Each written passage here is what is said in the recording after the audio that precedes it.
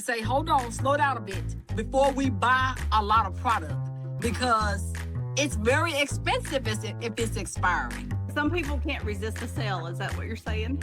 And this is the thing, they think it's a sale, but if you buy a lot of product and it sits or they moved on to something else, it's not a sale. It's a hole in the bucket. It's a waste of money, really. It's less profitability.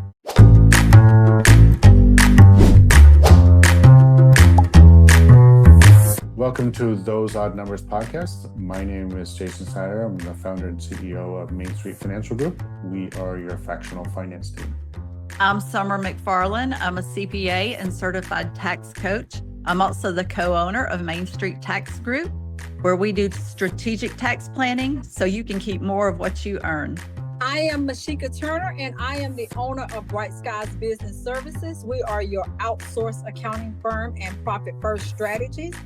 And we are here to help you create wealth through your business by gaining clarity around your numbers. Hello, everyone, and welcome to another episode of Those Odd Numbers. Here again with Masheka and Summer. And today we're going to talk about something fascinating and fun, and something, unfortunately, we see far too often, and that's financial controls or the lack thereof and things. In this particular time we're discussing, and just finished a discovery call with a potential client, and virtually no financial controls. There could be some fraud that's going on, but nobody's clear yet the picture of things because there's no controls. And what do we mean by financial controls? For me, that means that there's a second pair of eyes on every important process that touches money. For us in our business internally, somebody prepares payroll and then somebody reviews it and then the money gets sent. Same with payables and things. And another one is having approved list of vendors. So I know there's a lot of invoice fraud, I guess you'd say, for larger companies where an invoice is sent through the electronic system somehow, ends up in the payables clerk's hands, and just assumes that it's because it's in the system that it needs to be paid and things. And so, Summer, I'm sure you've probably got some more experienced view on controls. When we'll get to the cash part here in a little bit, but just in the basic of making payments and payroll and everyday processes, the first word I'd say is have a second pair of eyes, or I guess the phrase, it's not a word. Yeah. Or third set of Yeah. third set too. Separation of duties Yep. is really the best way to go. And sometimes it can be hard if you're a small company where maybe there's only one or two people that are your finance department. So the owner probably needs to make it a point to step in and be the reviewer of these things or the approver of the AP. Yeah. And the example we were discussing during the discovery call is the client was asking, "Oh, I'll have the bookkeeper prepare this, and then they're going to go make the deposit." I say, "No, hold on, no more." You don't want to put the person who's recording and making the transactions also handling the cash, and it's not that immediately they're going to be nefarious and steal that money.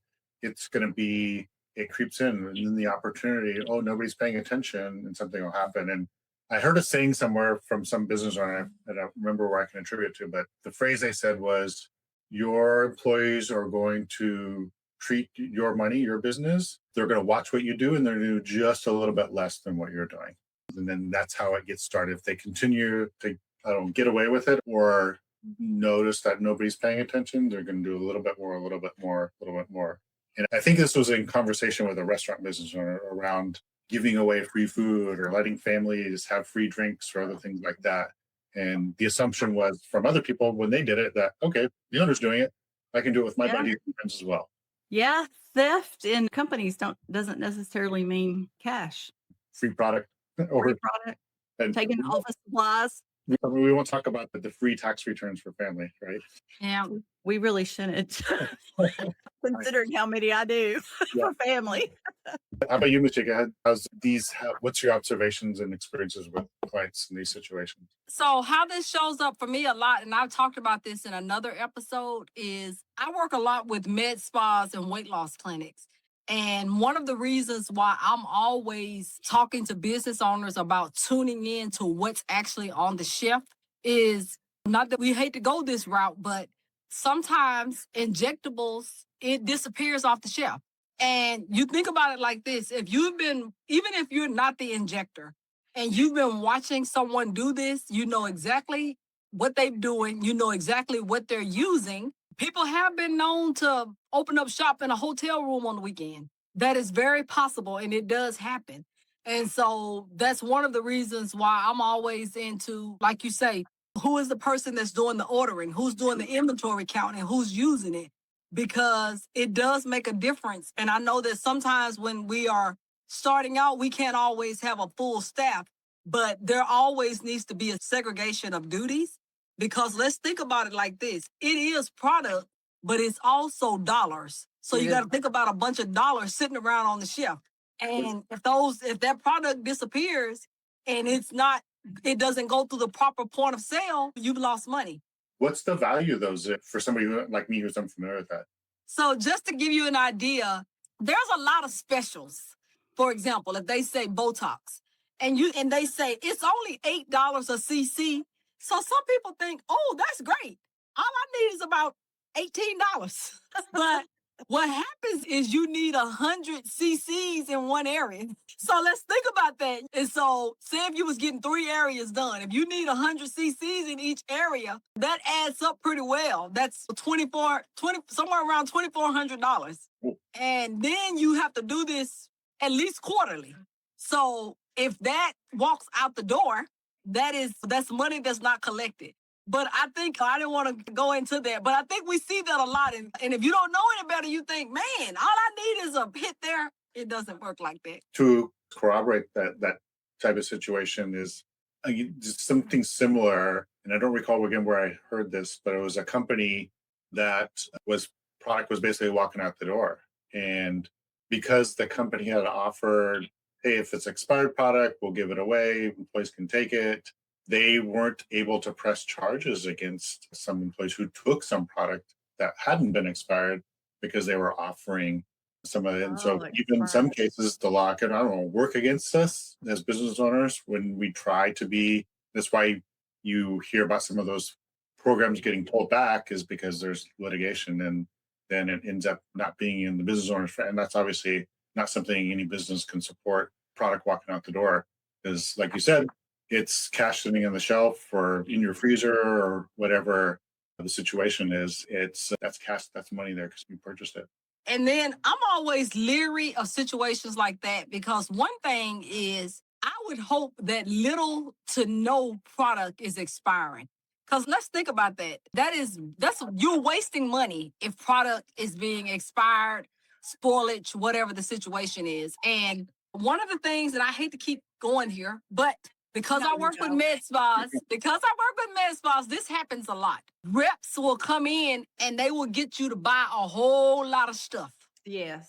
And that stuff only lasts so long on the shelf. And then because this is such an emerging market, something literally comes out every 90 days. So imagine you've bought $10,000 worth of this, and then all the rage is for that. But you have $10,000 worth of this on your shelf. And so I'm always very reluctant to say, hold on, slow down a bit before we buy a lot of product, because it's very expensive if it's expiring. Some people can't resist a sale. Is that what you're saying? And this is the thing, they think it's a sale, but if you buy a lot of product and it sits, or they moved on to something else, it's not a sale. It's a hole in the bucket. It's a waste of money, really. It's less profitability. Yep. Yeah. It's like I said, it's the best way to think about it. It's cash on the shelf, in the freezer, wherever your inventory or product that you're selling is being stored. It's basically cash on the shelf there. Yep. And so guard it accordingly. Absolutely. Guard it accordingly. Depending on what you're using, what your inventory is, there may be like other things too. If it's some kind of a medical item, then is there a specific way you have to destroy that? And will the vendor take it back?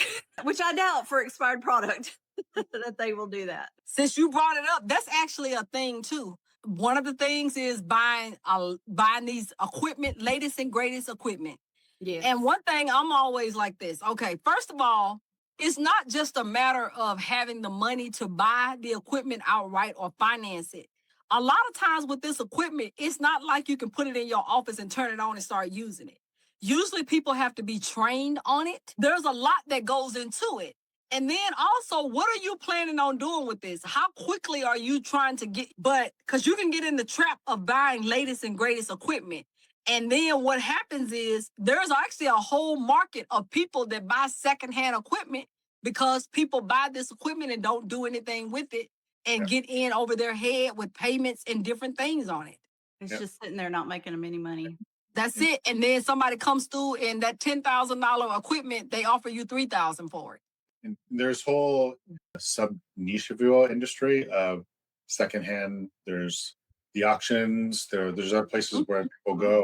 And the smart business owners, especially if it's for heavily geared towards assets or production equipment or things like that, participate in those because you're likely going to have some opportunities to find some deals out there. Circling back to financial controls, we were talking earlier about different processes in place, and I'll go over one that we manage internally or have in place internally is, or I mentioned it before during our pre-recording, employees will treat your business just a little bit less than how you treat your business and the money that's in there. And I'll give you an example for me internally in our business. And I travel quite a bit. Much of it's business travel, but when there's a personal element to that travel, I don't take all of it and just write it off as a business expense. I reimburse the company for that spend. And I think that sets a tone because the other of our leaders see that in our internal finance channel about me reimbursing the company for things that are non-business related and stuff. And so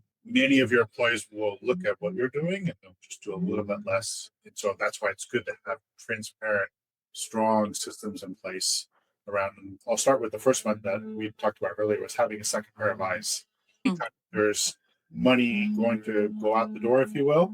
Having a second pair of eyes on there shows that it's important to your team that the money is accounted for before it goes out, and then that you're paying attention as well. And so there's different variations of it, but second pair of eyes might be the most general way to share the concept.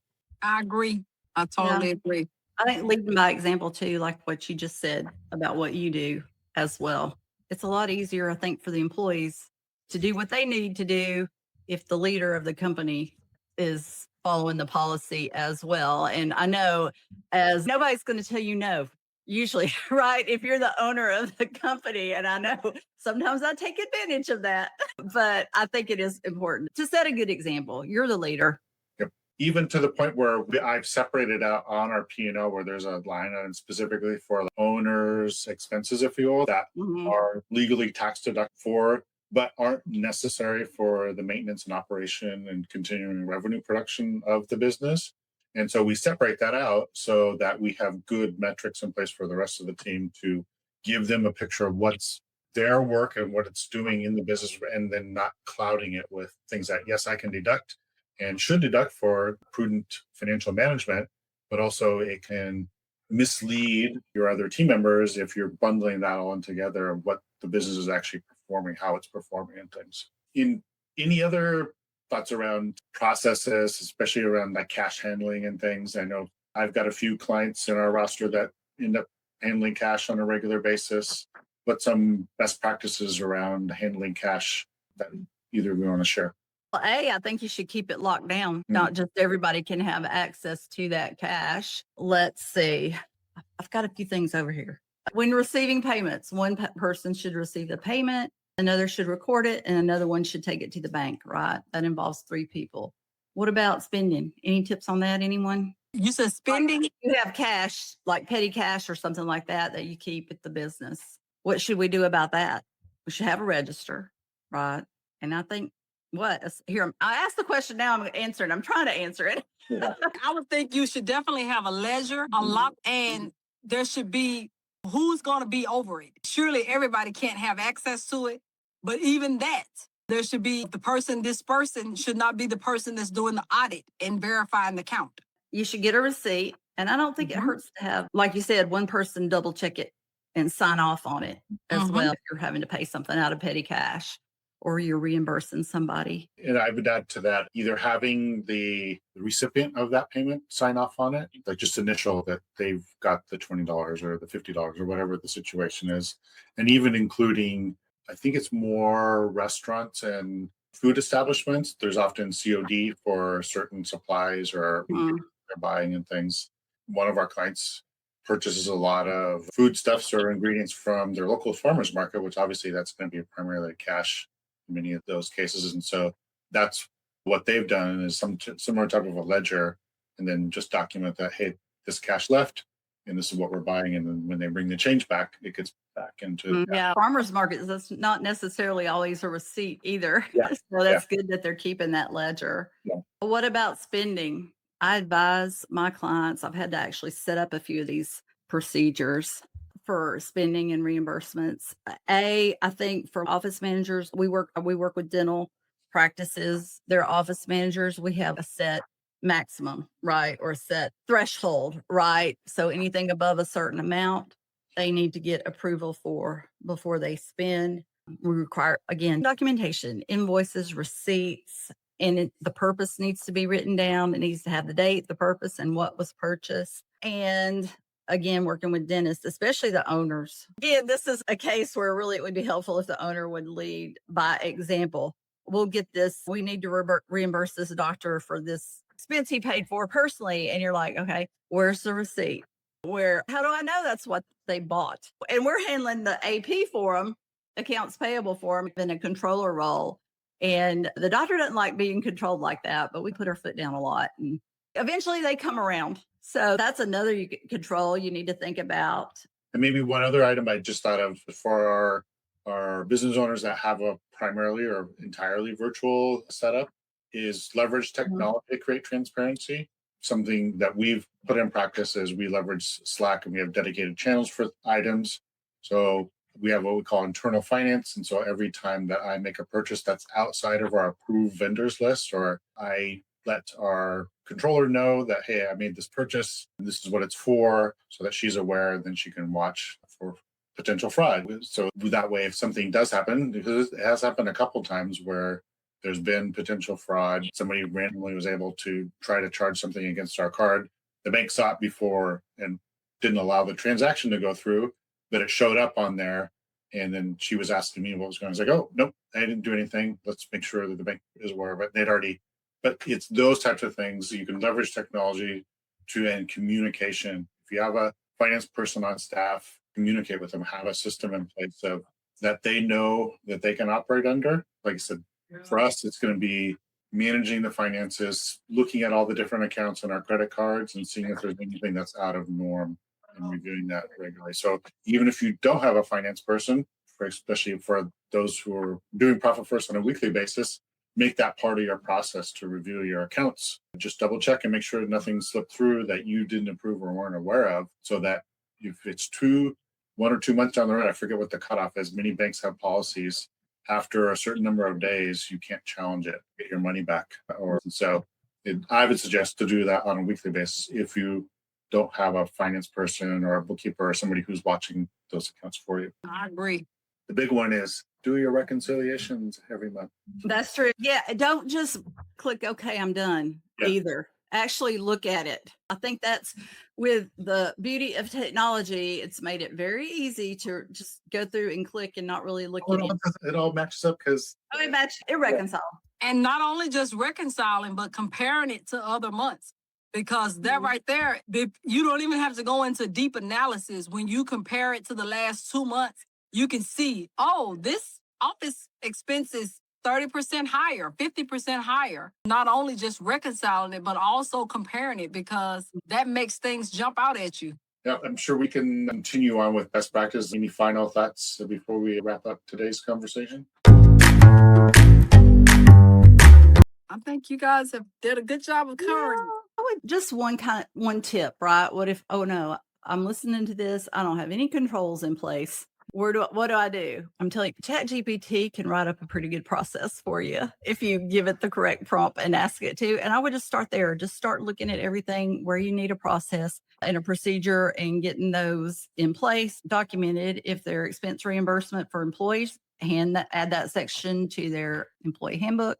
So it takes work, but just same way you eat an elephant, bite by bite. That's break it. into One bite at a time. Yep. Mine would be using the reconciliation process or the process I described earlier of weekly checks, depending on the size and scope of your business and staffing levels and things. At least a regular time period review of your financial accounts to see if there's anything that stands out that's you weren't thinking of or weren't aware of, especially to catch fraud.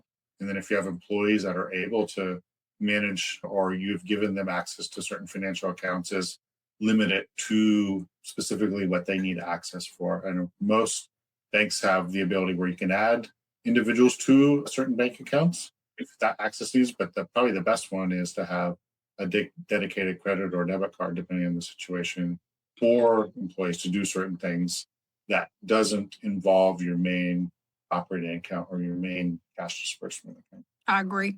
All right, we'll finish up today's conversation, and we look forward to see you again on a future episode of Those Odd Numbers. All righty. Bye-bye. This content is for general informational purposes only and is based on current law and guidance as of the date of recording. Tax law and regulations are subject to change. This discussion should not be considered tax, legal, or investment advice. Listeners should consult their own tax or financial professional regarding their specific situation.